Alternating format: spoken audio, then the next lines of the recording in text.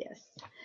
All right. Welcome, everybody. My name is Anna Locke. I am a registered dietitian, diabetes educator, nutrigenomics educator from Louisville, Kentucky. And we have an amazing group gathered today to do a video presentation on some information that I think will be important to a lot of people. And we're going to talk specifically about oxidative stress and issues specifically related to the equine world. And so all of these people that are on this Zoom with us today are people that have a passion for taking care of horses. And so we have Dr. Lee Seward with us. Dr. Seward is a veterinarian. He is a doctor of veterinary medicine. After a time in clinical practice, he spent the majority of his career in research. He was responsible for the development of a number of successful products, including HeartGuard for dogs. He is an expert on aging, age-related diseases, and nutrigenomics. He is frequently called upon to speak to interested groups on these subjects. Thank you, Lee, for being on the Zoom today. And so I think we'll just introduce everybody one at a time as we speak. So I asked Lee to be on this Zoom today to share about his background in the research world and specifically what he can share with us about this issue of oxidative stress in animals, and especially the nutrigenomics aspect of what all of us on this Zoom have in common. So Lee, I'm going to turn it over to you. Thanks, Anna. It's a pleasure to be with you. And, you know, we've known each other since we got involved with this whole business of nutrigenomics and the products that are related to it. And it's one of the great benefits of what we do is to be able to work with such wonderful people that have such a passion for helping animals. And it's a pleasure to be with the rest of you. I've known the Heaths for a number of years like you, and you guys are among my favorite people. And today I have the pleasure of meeting some new people in the group here. So it's just a joy to be with you. And it's a beautiful day out here in Colorado. So anyway, nutrigenomics. Well, of course, as most of you realize, nutrigenomics is the ability to affect gene expression through nutrition, through diet, and through supplements. And that means trying to affect our gene expression, our personal abilities through diet and supplements for our benefit. And it's just a mushrooming field. It's become an area of tremendous interest in the last few years. And we're finding more and more that there's a lot of ways that we can affect gene expression to our benefit, and lots of ways that we can affect gene expression to our detriment. And what's great about this is these apply equally to animals as to humans. So in horses, which we're talking about today, we know through the scientific literature that horses have the same basic aspects of gene expression that can be affected by their surroundings, their diet, and certain nutritional supplements. Oxidative stress in horses. You know, oxidative stress basically is an oxidative process at the cellular level that generates toxic molecules inside our cells. And those molecules are charged molecules and essentially tear apart the machinery of our cells and affect our gene expression in a detrimental way. And this is something that happens in humans and animals. Very similar mechanism is what they say conserved across the entire mammalian line. So just about all animals are affected by this. And it is a process that is exacerbated generally as we age, gets worse and worse. And it's involved in our nutrition, We generate oxidative stress and when we eat, we generate it in our environment, exposure to toxins, light, etc. So it's a fact of life. It's a fact of living for us and animals. And oxidative stress is associated with just about any of the chronic diseases that you could think of in humans and in animals. And that's well documented in the scientific literature. If we look at when I first got exposed to this whole area was actually on an airplane where somebody pulled out a video. It was a video that was broadcast on network television years ago about a professor at the University of Colorado that had come up with a new product to battle oxidative stress. That particular product was investigated by ABC News. And I saw that video on this airplane and it intrigued me. So I got to looking into oxidative stress, which I was familiar with, but I was familiar with it, what we called free radical damage. The bottom line is what I found in looking into it and doing my due diligence to see what this was all about was this was a hot button in medical science and in science at that time. There were something like 90,000 papers on oxidative stress in the National Institute of Health Library, PubMed.gov, an online library of all peer-reviewed science and medicine in those in the fields. And oxidative stress had 90,000 papers. So obviously, big deal. Well, let me tell you something. Today, there are over 300,000 papers, over 200,000 papers on oxidative stress on PubMed. And many of those papers are directly relevant to animals.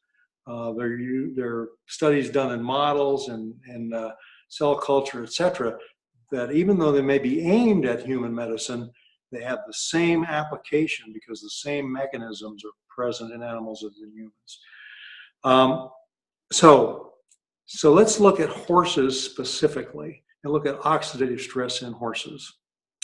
Well, even in PubMed.gov, which is like I said, the National Institute of Health library, obviously aimed at human medicine, there are over 300 papers on horses and oxidative stress as it relates to horses and horse conditions and horse diseases.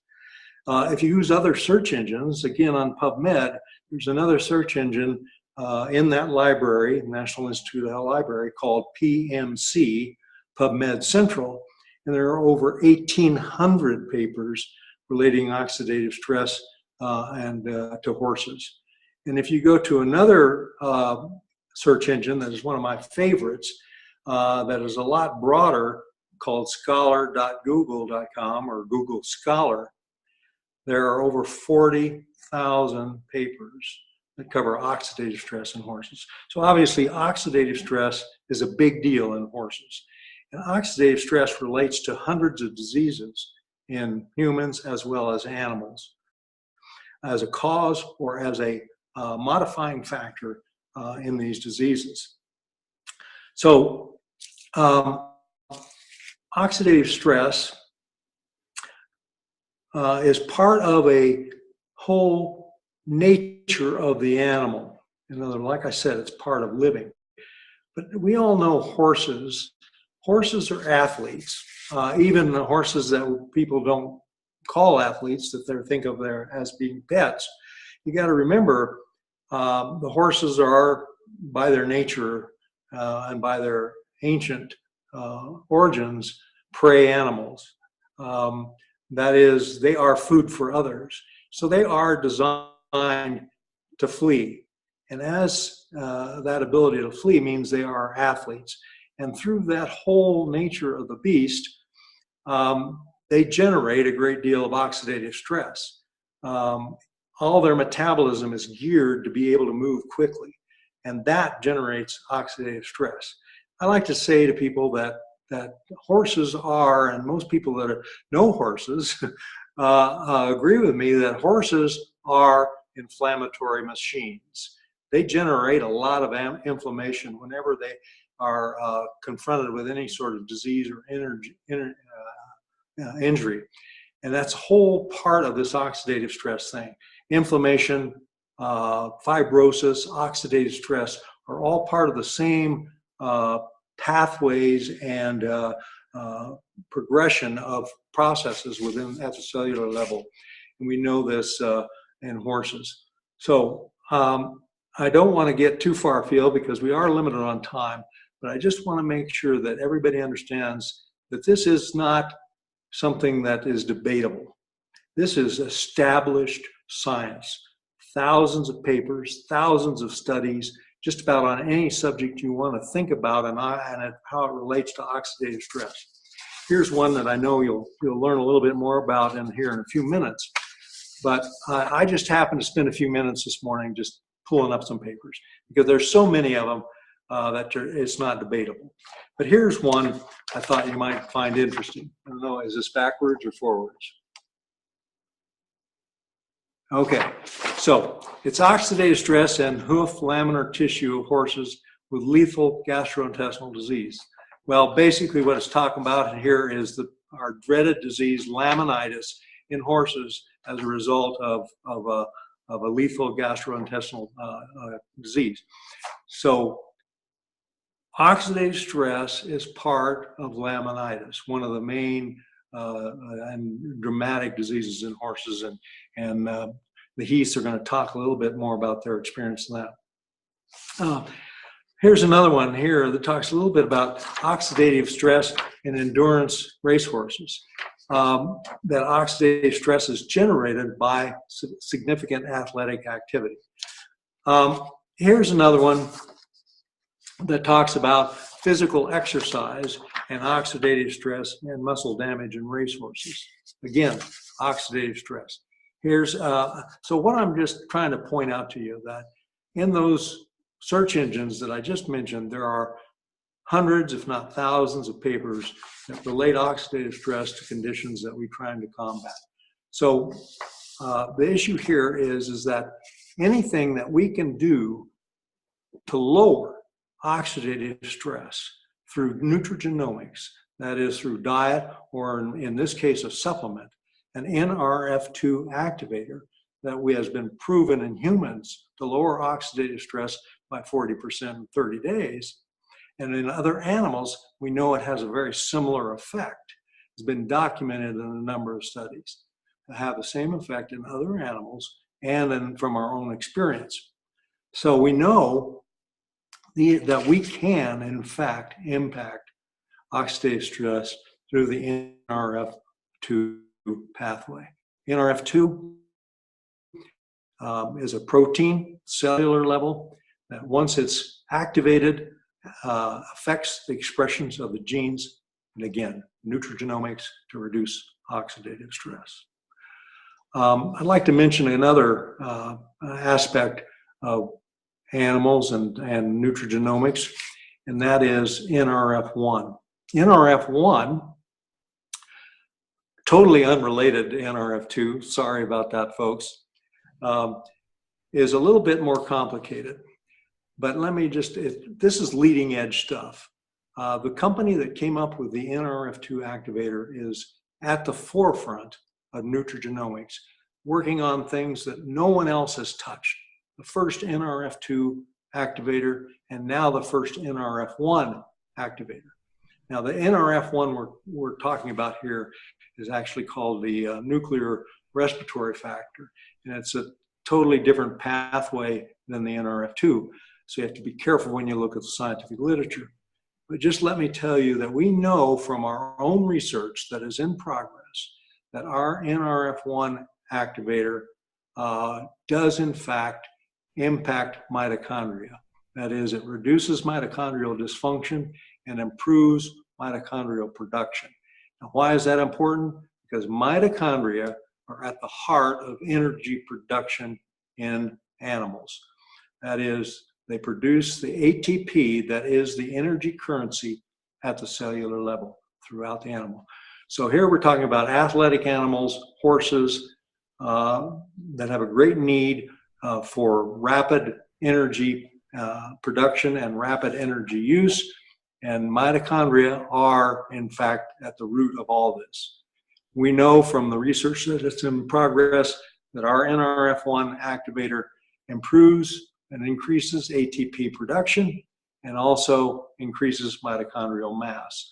These studies are underway. We don't have the complete results yet. So, nutrigenomics, can we improve the life of animals? You bet we can. And there are products out there that do this.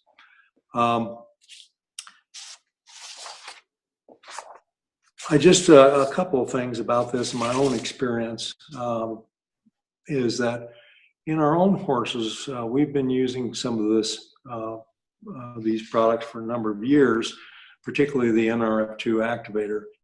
And just give you a couple of quick observations. We have one mare that we have actually was born on our place. She went to another home for a number of years.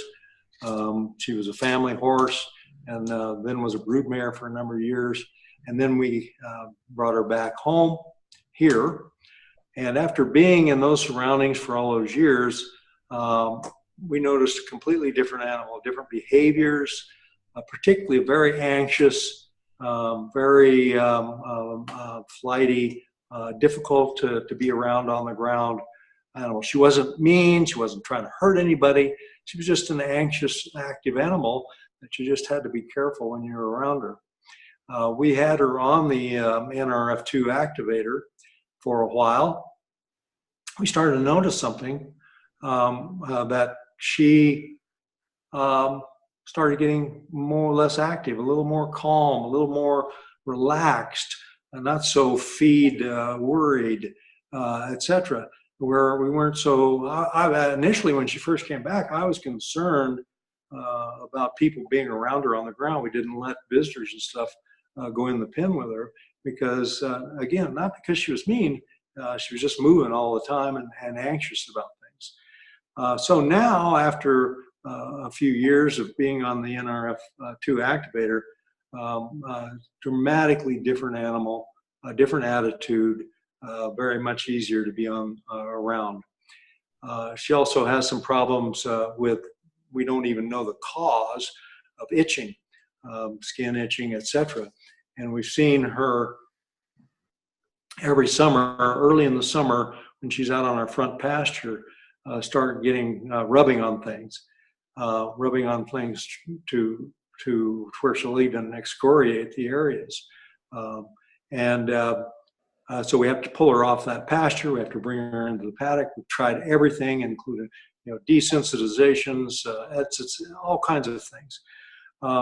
We upped the dose of the Nrf2 activator this year and completely removed the itching. No itching the entire summer. Dramatic demonstration of nutrigenomics.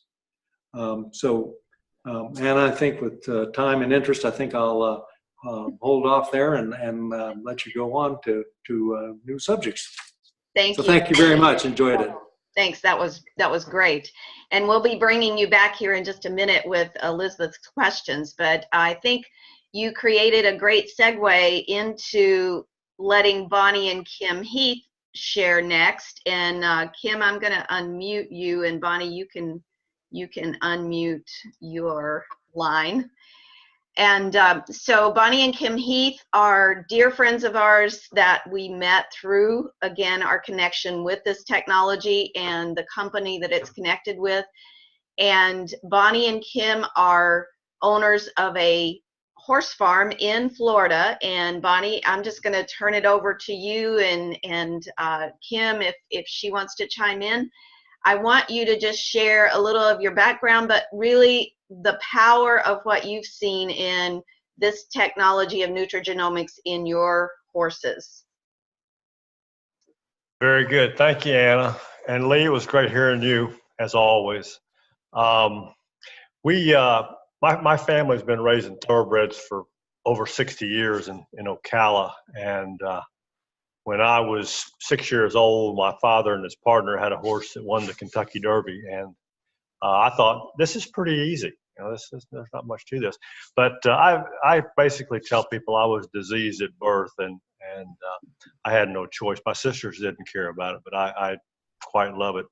And I've done various and sundry other things, everything from selling women's dresses wholesale to being a stockbroker. So my passion is the horse.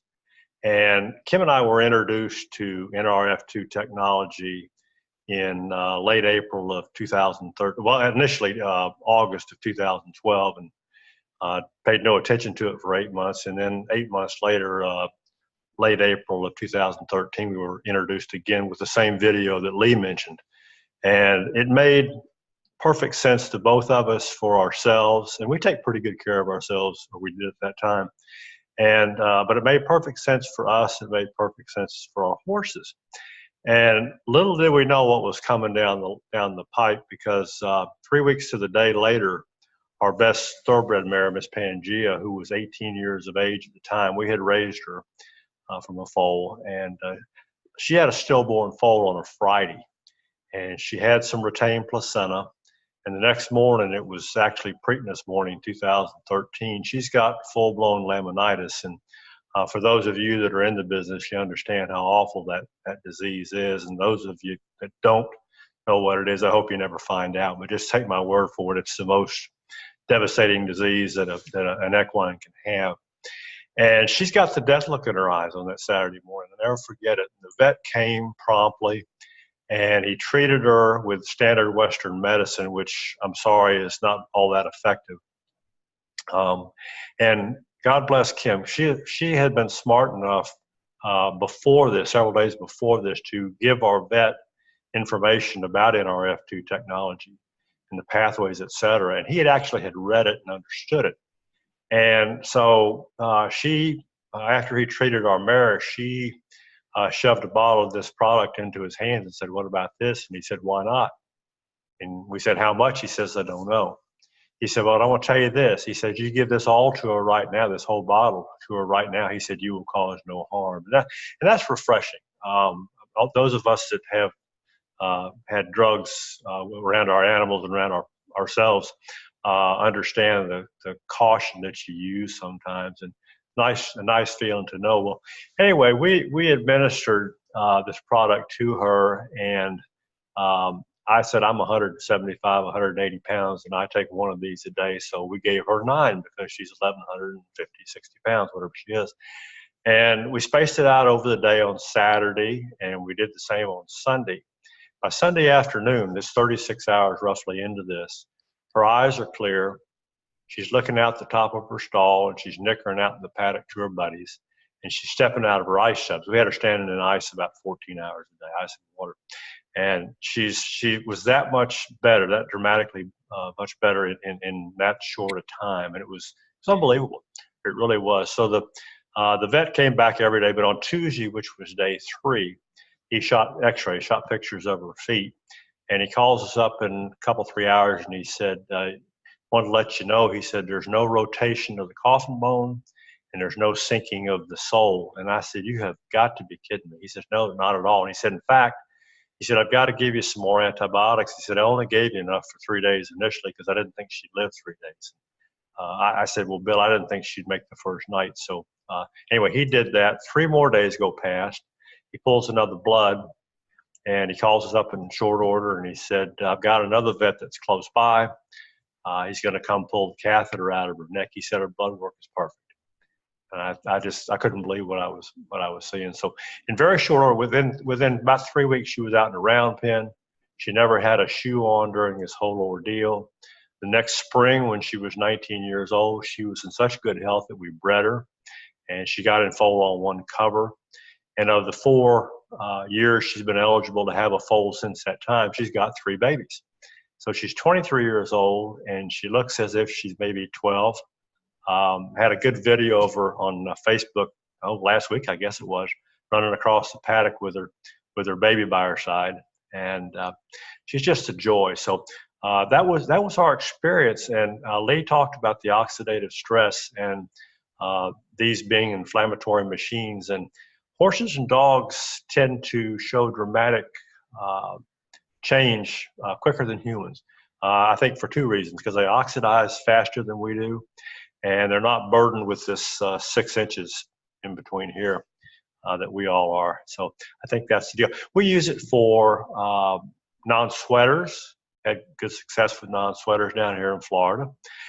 We use it for old arthritic horses. We had an old mare that was 29 and extended her 2 years of life, and it was very, very pleasant to see her turn around from being able to barely move to being able to gallop across the paddock. And we use it for sales yearlings and sales weanlings that go to sales up in Kentucky. And it gives them tremendous focus and tremendous endurance from what we've seen before. So it's something like I've never seen before. It really is. And so that's my story. Kim, what you got? You got anything to add? Well, maybe a little bit. Just that I don't want people to think that when you have a crisis like we had, that you automatically give them 9 pills. Right. We did that because we didn't know, and there weren't any specific horse recommendations when we started this. But now we know that that was probably overkill. I'm not inclined to start a horse that's in a crisis with just 1 or 2 pills a day. I would rather go up higher than that, just because you're going to get a faster process. But I don't think that anybody should feel like they have to give a horse 9 pills a day. So we know a little bit more because of our experience over the years. So, but other than that, I'm ready for questions if everybody else is. Great. Kim, can you tell them about the Nrf1 real quick? Mm-hmm. About the old mare? Yes. We had a mare that had heaves, which is essentially a human or a horse version of a human COPD type situation. And she was in really bad shape, struggling to breathe. And we put her on the Nrf2 activator, and she was significantly improved. And then along came the new Nrf1, and we added that to her program, and she was another dramatically improved situation. So she went to maybe half the way back to health with the Nrf2, and another half, so she was 3/4 of the way back to health with the 2 products. And I believe that we eventually had her in a situation where she was not blowing hard when she breathed. Over time and years, she ended up passing away from complications of the medications that she was taking before we started the Nrf2 and Nrf1. She was on massive doses of steroids of various different kinds, and they take a long-term toll on the animal, or in the human too. And I'm sure Lee can tell us a little bit more about how that works. But that's our experience with the mare with the heaves. Thank you both. Wow. So if it's all right, then I think what I'd like to do next is bring Elizabeth Van Ross on. And Elizabeth is actually joining us from France. And you may notice that her accent is not French, because she is originates from the UK. And Elizabeth has a tremendous passion for horses. So I think it would be nice just to share briefly your background, Elizabeth, and then you had some questions specifically for Dr. Seward and for the heats. So you're on. Great. Well, thank you for having me on, and it's very interesting to meet Lee and to re-see Bonnie and Kim. That's brilliant. So hi everyone. yeah, briefly for me, I mean, horses have been my life. I've worked with horses my entire life, doing various and wonderful things, competition, but to start with, but then moved quickly into rehabilitation of horses. I now am what's called an equine locomotion therapist, but I work a lot with the human equine conundrum. So humans not necessarily always understanding what a horse is as far as how it actually functions mentally and physically, which leads to quite a lot of conflict behavior, and also breakdown of the mechanisms, the biological mechanisms of both the horse and the rider. I work on the riders as well. So really, being introduced to the Nrf2 and all of this is brand new to me and sounds miraculous. I did work 7 years for the largest independent equine hospital in the UK, that is got a worldwide reputation, and you know, was their leading rehab specialist, and worked with an amazing team of vets and farriers and physiotherapists and dentists and you know, and obviously different medical vets as well as vets dealing with all sorts of lameness issues. So my real interest on this call tonight is that I've obviously started to talk to a lot of people about this product. And there's a doctor friend of mine who's also been a long-term client who has a horse who has had chronic pain. I mean, she's a horse that started off her career like a lot of dressage horses do. She's a high-level dressage horse. She was trained in draw reins. She was overtrained as a young horse, and it's all caught up with her now. And for the last 5 years, she's had real issues that none of the vets, local vets that were dealing with her in the Lyon portion of France could actually come up with any answers. So she was recently brought to my area to a guy called Jean-Marie Denois, who is very well known for his work with trotters in France. And he's should be well known. He's well known in the States. I don't know if you've ever heard of him, Lee. But he has an amazing clinic here called La Cyrale, where they have unbelievable technology that can look at these animals. And they found that she had an ancient C7 fracture that has healed, but not very well. She has arthritis or arthritic changes in the right side of her pelvis, in her hocks, in her stifle, and she also has very bad respiratory issues. They don't really know what's wrong with her lungs, but there are parts of her lungs that are quiet. So this poor horse is literally on her last legs, and if we can't come up with a solution for her, the only next step is euthanasia. And she's only 13 years old. She's not old. She's a fantastic horse. She's given literally every ounce of energy she possibly can. And you know, her, as I said, her owner is a medical doctor, human medical doctor herself, and is sort of grasping at straws. So this is kind of the last thing for this particular horse. So my question was, you know, how does Nrf2 load up into the body? I mean, we've talked a lot about dosing, you know, how much do we give a horse? You know, we've talked about obviously Bonnie and Kim's experience with a horse that was in acute failure, whereas this is sort of chronic and long-term exposure. And this horse has had every medication you can possibly imagine, you know, Ventipulmin, all sorts of steroids. She's been injected with hyaluronic acid, as well as the more traditional, Lee, you should be knowing the word better than me, but I've lost it right now. But anyway, one of the other anti-inflammatory agents that are used.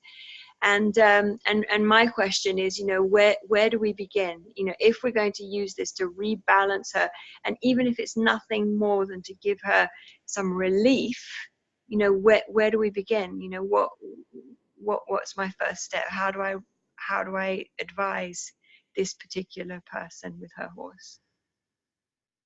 Oh, yeah, that's an interesting case, interesting problem, because it covers so many different aspects of oxidative stress. Virtually everything you talked about there has some relationship to oxidative stress, inflammation, or fibrosis. Three things that are named in the patent for our Nrf2 activator. It's actually a patented product covered by, I think, at least 7 or 8 patents in the United States and 11 patents worldwide, and maybe more today. So while we cannot make any claims to treat any disease condition or mitigate any disease condition or cure any disease or condition or diagnose using our technology, we do know that it reduces oxidative stress, inflammation, and fibrosis. So to get back to your issues and questions. So the first thing is that this is not a loading dose. This is not a product where it has a loading dose or a long-term effect. It is a pulsatile type system. So once you give the Nrf2 activator and it enters the system, and does the cascading at the cellular level to activate Nrf2 and affect gene expression, that is a relatively short period of activity that is actually doing that. The benefit, the reduction of oxidative stress, is where the cumulative effect takes place. So each time the dose is administered on a daily basis, you affect oxidative stress, you affect the gene expression, you increase the enzymes that reduce the oxidative stress at the cellular level. That whole cascade is, if you do it every day, you start accumulating the benefit of reducing oxidative stress. Hence the studies in humans saying we reduce oxidative stress within 30 days, because we know it takes place over time. What's interesting about that, studies in humans also show that you reduce it even more as you continue to give it. And it's the same in animals. And that's why we notice in animals as well as humans that the benefits frequently take time, because you're dosing, you're getting this gradual improvement, dramatic, but gradual improvement in the level of oxidative stress, reducing that oxidative stress. And then you have the body repairing and balancing based on this reduced level of oxidative stress that it now has. So the benefits that you might see in a specific condition due to the reduction of oxidative stress take place over time as that oxidative stress gets to a level where the body is benefiting and allowed to repair itself. So the repairs start benefiting the animal and the disease process that you may be experiencing because you've got this cumulative improvement in the level of oxidative stress. Now, the other questions you ask as far as dosage goes, people, sometimes we have this idea about the precision of dosing. But let me ask you this: when people take, let's say a Aleve or aspirin, does everybody get the same benefit at the same dose? I think not. No. I don't think you do. I think even on an individual basis, we individually experience a different benefit from things we do, the things we eat. We respond differently. So let's take that a little level further and go to different species and say, wow, if you give a certain thing to a certain species, are they going to react the same as another species? And the answer is no. One of the examples, and it may be the product you were talking about, it's a anti-inflammatory that you may have been speaking about being used in the horse. It's called Firocoxib. It's a very, very potent anti-inflammatory and extremely potent and beneficial in horses. But let's look at the difference in dose, say, of that particular product, because there is a product in dogs as well as horses. The dose in dogs is many, many, many times higher than the dose in horses.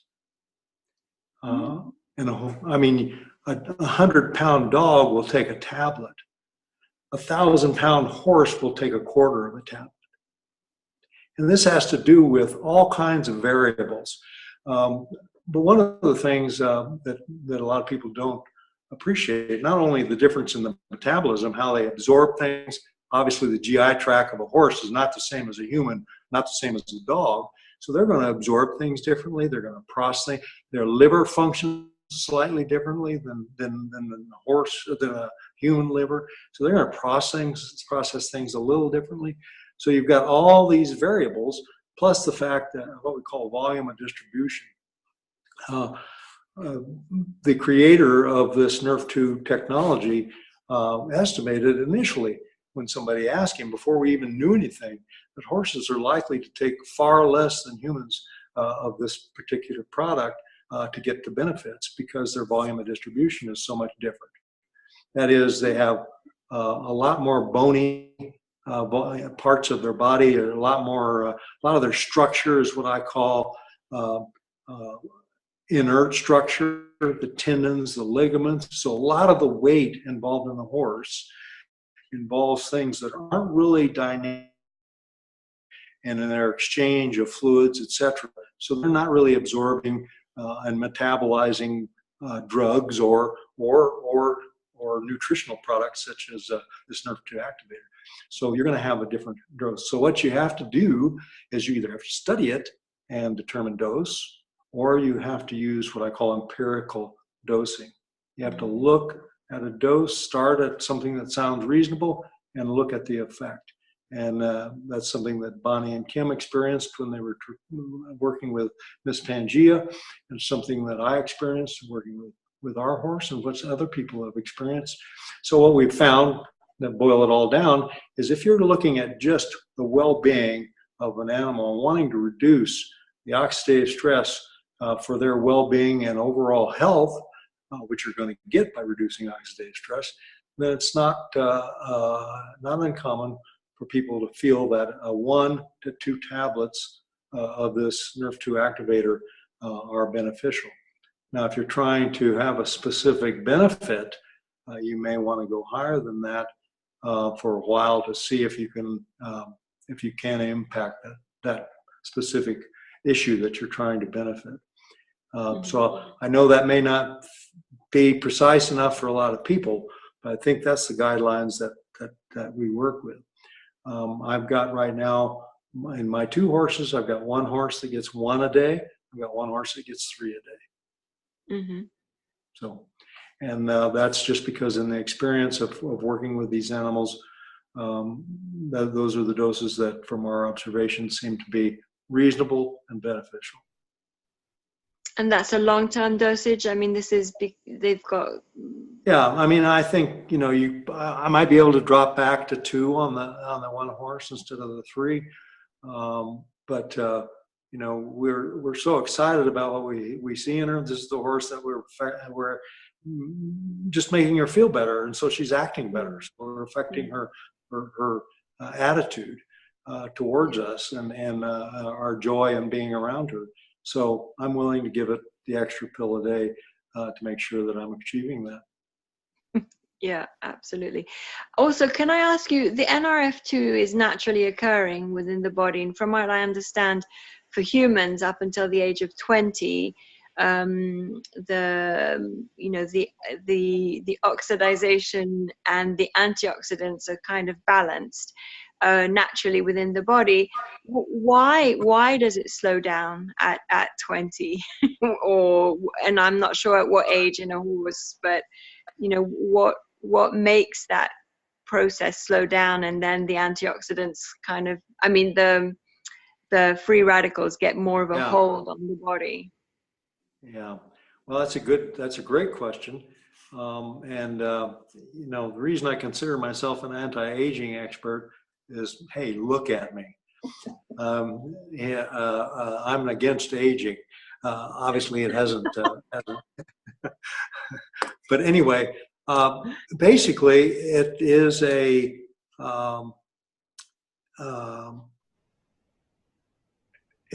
fact of nature of the animal that these systems essentially, by design, work well as the younger we are.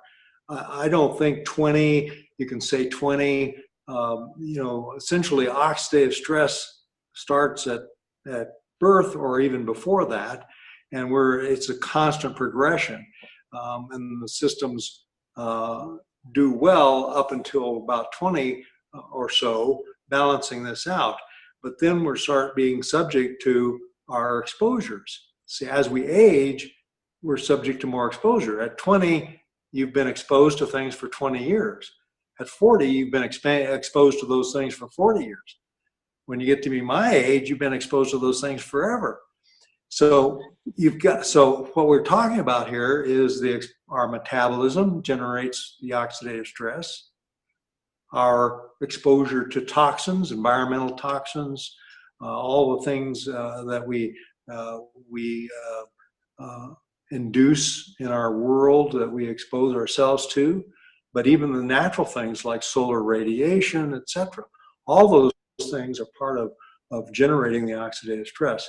So it's just a matter of being exposed to those things longer is why they get ahead of you. There is also some decrease in the efficiency of these things over time. That's just part of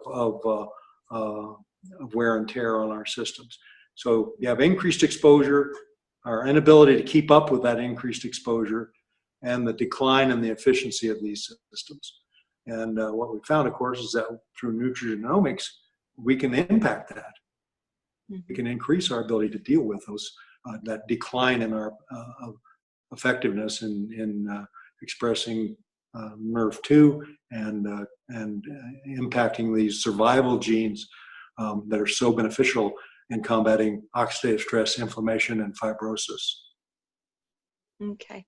And then going back to this particular horse, she's on obviously quite a bit of medication. Would it be all right for her to start on the Nrf1 and probably, I mean, the Nrf2, and I'd imagine she might benefit from the Nrf1 as well, whilst still taking her medications? Is there any contraindication? Generally speaking, no. The ingredients, the natural ingredients that are in the Nrf2 product have been around for hundreds, if not thousands of years, used in traditional medicine, particularly throughout Asia. So they've been used not just in humans, but in animals. There's records in the historical records of them being used in animals for hundreds of years. Here in the United States, the product has been available for a considerable period of time. Literally hundreds of thousands of humans have been exposed to these products, and certainly thousands and thousands and probably hundreds of thousands of animals have been exposed to them too. So in that exposure, we know that many of those animals have had all kinds of other products and pharmaceuticals that they've been exposed to at the same time, and there's been nothing identified to be a concern. There are some specific issues that really don't impact this discussion, where you might want to be a little bit concerned, having to do with particularly with organ transplants and chemotherapeutic treatment of certain cancers. There's, again, in your case, that's not something to be concerned about. But for the most part, we know of no really serious interactions that I've been aware of. I'll add something to Anna, did you have something? Yes, yes.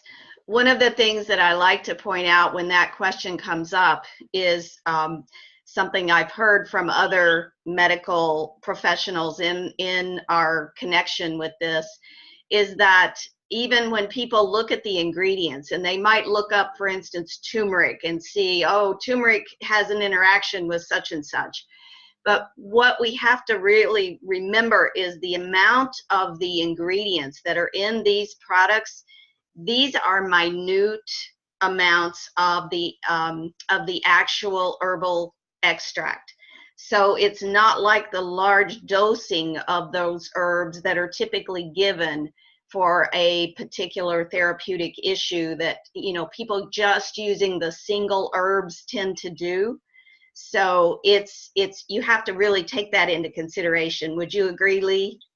Excellent point, Anna, that many times these herbal ingredients that might have specific uses in herbal medicine, the dose in those uses is hundreds of times greater than the amount that's in this product.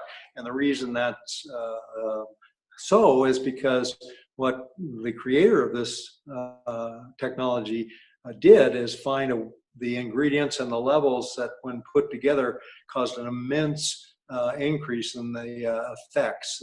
That is 1,800-fold increase in the expected reduction in activation of Nrf2 and reduction in oxidative stress over what you would expect by the individual ingredients. So it's a massive magnification of the benefit of this particular nutrigenomic product by having these mixture of ingredients to have this patented synergy. Wonderful. One other comment quickly, Anna, about this whole issue of interactions is that even with pharmaceuticals, they don't test all the possible interactions. They're not tested before the products are released into the marketplace. They use, many times, they do test against specific things that they know that the products will be used with, but they don't test every possible combination that's out there. They rely again on the exposure and field trials, where they're hoping that they can experience as many other products as possible. But again, it's really after the products go into the marketplace that they find out where there might be interactions. Right. Thank you. Elizabeth, is that does that take care of questions or anything else? No, I think that's pretty much it. I think especially that we're pretty much running out of time by the looks of it. So no, that really answers quite a few of my questions, and certainly will put to rest some of the questions that the owner had with this specific horse. So I'll be looking forward to give you guys the results and you know, follow her along. Awesome. Okay, Monique had a question, so I'm gonna just let Monique ask her question. Right, I have a couple of questions. How long before you can see how long do you wait to see a reasonable improvement when you adjust the dosage? And then the other question, so you can answer them together, since it is pulsatile and when you give 2 or 3 tablets a day, is it better to give them all at once or divided? I'm going to let our horse people answer that. And Lee, if you have any input.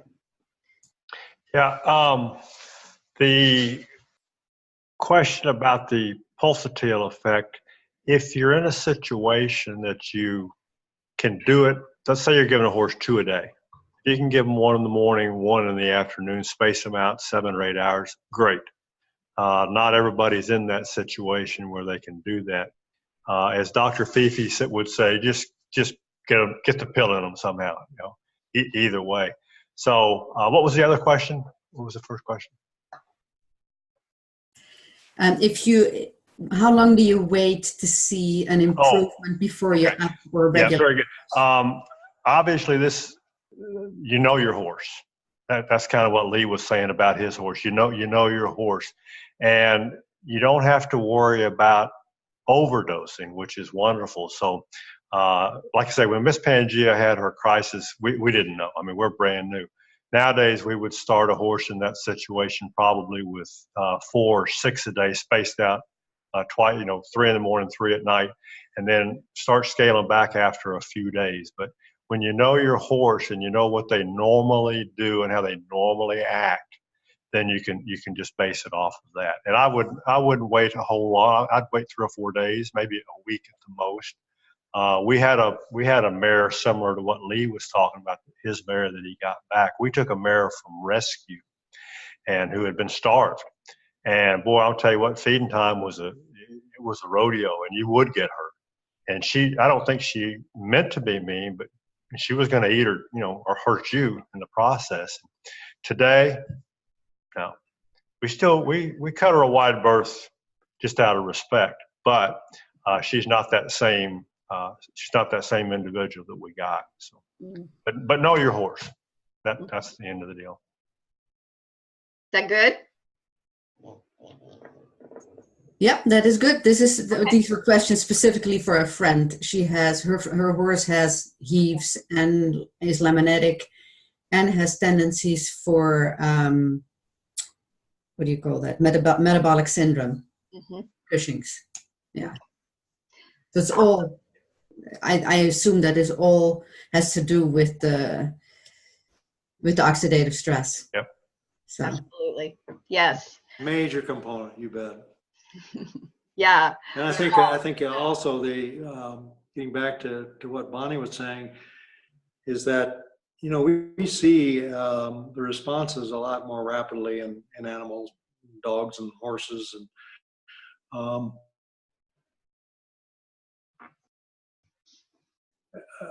but it depends on the condition too. So something that's a chronic condition, many times, you may have to get a little longer. Freezing, honestly. A week or two, wait and start but down, sort of thing. So there's all kinds of ways to approach this. It is empirical. I've seen things in one of my dogs where it took quite a while because it was a very chronic, debilitating metabolic disease that had dramatic effects on the dog clinically, on muscle mass, on hair coat, etc. So to see the results on hair coat, see the results on muscle mass, it's going to take time for those things to improve. Great. All right. Well, what a wonderful group and wonderful sharing of information today. I am so grateful to everybody that was able to be on this today. And I just want to close it out to say this will be shared with others. So we invite whoever, however you got exposed to this video, to get back with the person who shared the information with you, because they obviously believe that this could be helpful information for you, and they can help you in terms of looking at product information if that's something of interest that you want to pursue after you see this. So thank you to everybody. I'm so grateful, and we're going to close it out. So thanks to all.